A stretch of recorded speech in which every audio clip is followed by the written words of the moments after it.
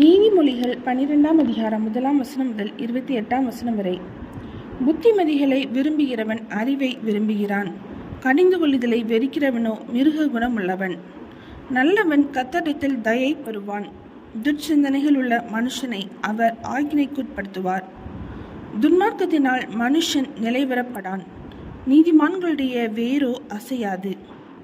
குணசாலியான ஸ்திரீ தன் புருஷனுக்கு கிரீடமாய் இருக்கிறாள், இலச்சை உண்டு பண்ணுகிறவளோ அவனுக்கு எலும்புருக்கியாய் இருக்கிறாள். நீதிமான்களுடைய நினைவுகள் நியாயமானவைகள், துன்மார்க்கருடைய ஆலோசனைகளோ சூதானவைகள். துன்மார்க்கரின் வார்த்தைகள் இரத்தம் சிந்த பதிவிருப்பதை பற்றியது, உத்தமர்களுடைய வாயோ அவர்களை தப்புவிக்கும். துன்மார்க்கர் கவிழ்க்கப்பட்டு ஒளிந்து போவார்கள், நீதிமான்களுடைய வீடோ நிலை நிற்கும்.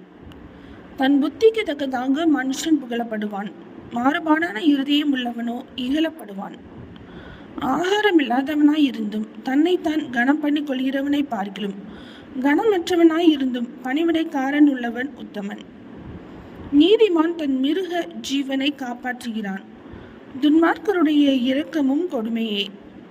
தன் நிலத்தை பயிரிடுகிறவன் ஆகாரத்தினால் திருப்தி அடைவான், வீணரை பின்பற்றுகிறவனோ மதியற்றவன்.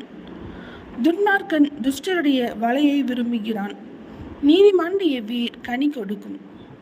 துன்மார்க்கனுக்கு அவன் உதடுகளின் துரோகமே கண்ணி, நீதிமானோ நெருக்கத்தினின்று நீங்குவான். அவனவன் தன் தன் வாயின் பலனால் திருப்தி அடைவான், அவனவன் கைக்கிரியையின் பலனுக்கு தக்கதாக அவனவனுக்கு கிடைக்கும். மதியீரனுடைய வழி அவன் பார்வைக்கு செம்மையாய் இருக்கும், ஆலோசனைக்கு செவி கொடுக்கிறவனோ ஞானம் உள்ளவன். மூடனுடைய கோபம் சீக்கிரத்தில் வெளிப்படும், இலச்சையை மூடுகிறவனோ விவேகி. சத்திய வாசகன் நீதியை வெளிப்படுத்துவான், பொய் சாட்சிக்காரனோ வஞ்சகத்தை வெளிப்படுத்துவான்.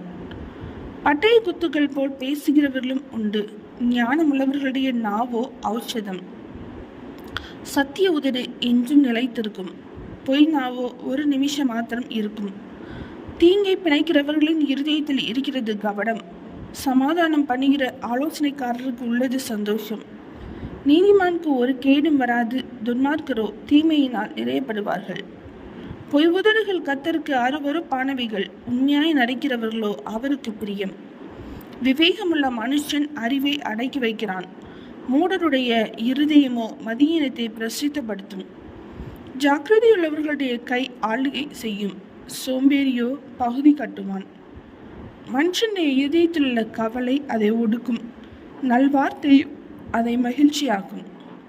நீதிமான் தன் அயலானை பார்க்கிலும் மேன்மையுள்ளவன், துன்மார்க்கருடைய வழியோ அவர்களை மோசப்படுத்தும். சோம்பேறி தான் வேட்டையாடி பிடித்ததை சமைப்பதில்லை, ஜாக்கிரதையுள்ளவனுடைய பொருளோ அருமையானது.